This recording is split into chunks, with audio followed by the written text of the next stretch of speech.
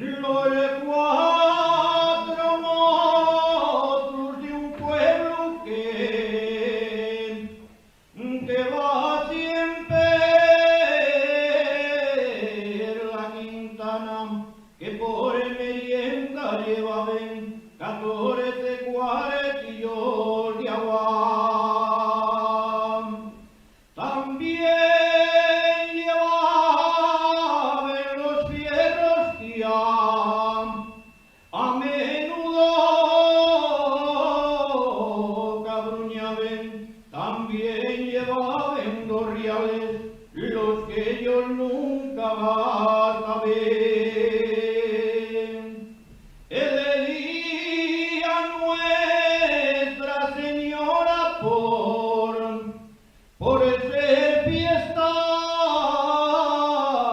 muy nombrada, vaciaímos sus de Tebrega, Jesús de la orilla llaga.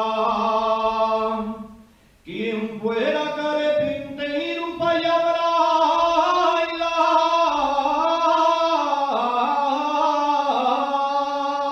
la viga y el maleiro con punteiro con el yapiceiro con la regla y el compás. Que dice medio más, que pues, que subías, que comías y que